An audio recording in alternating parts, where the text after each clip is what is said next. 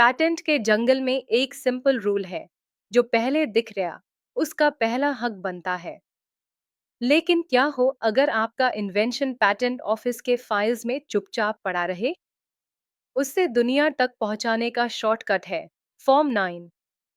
तो दोस्तों, आज हम बात करने वाले हैं फॉर्म 9 के बारे में, जिसका काम है आपके पैटेंट एप्लीकेशन को जल्दी पब्लिश करवाना। नॉर्मली इंडियन पैटेंट ऑफिस किसी भी एप्लीकेशन को फाइल होने के 18 महीने बाद पब्लिश करता है, चाहे वो प्रायोरिटी डेट हो या फाइलिंग डेट, जो भी पहले हो। लेकिन अगर आप चाहते हो कि आपका पैटेंट जल्दी दुनिया के सामने आए, तो आपको फाइल करना पड़ता है form 9, request for early publication. ये पब्लिकेशन काफी इंपॉर्टेंट होता है। क्यों? क्योंकि पैटेंट के कुछ मेजर राइट्स तभी एक्टिवेट होते हैं जब एप्लीकेशन पब्लिश होती है। जब तक एप्लीकेशन अनपब्लिश्ड है, तब तक आप इन्फ्रिंजमेंट के अगेंस्ट एक्शन नहीं ले सकते। पब्लिकेशन के बाद ही आपका इन्वेंशन पब्लिक डोमेन में दिखता है, और वहां से ही प्रोटेक्शन का काउंटडाउन शुरू होता है। तो अगर आप चाहते हो कि आपका इन्वेंशन जल्दी पब्लिश हो, कंपेटिटर्स को पता चले कि आपने क्या बनाया है, और आप लीगल ग्राउंड पे खड़े हो सको, तो फॉर्म 9 मस्ट है। फॉर्म 9 फाइल करने पर पैटेंट ऑफिस आपकी एप्लीकेशन को 1 महीने के अंदर पब्लिश कर देता है, चाहे 18 महीने कंप्लीट हो या नहीं। अब फॉर्म के अंदर क्या होता है?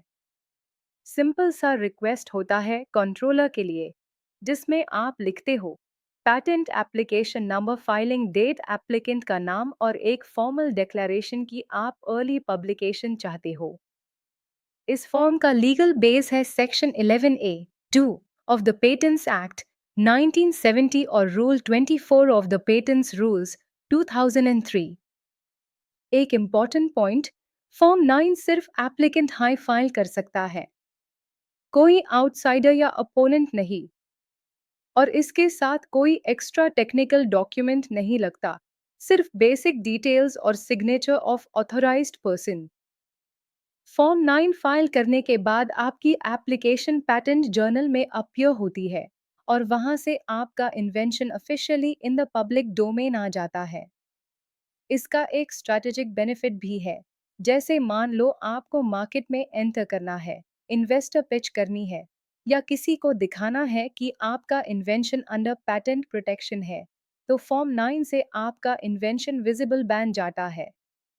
प्लस आपका क्लॉक भी स्टार्ट हो जाता है ऑपोजिशन के लिए, क्योंकि प्रीग्रेंट ऑपोजिशन का टाइम भी पब्लिकेशन से लिंक होता है।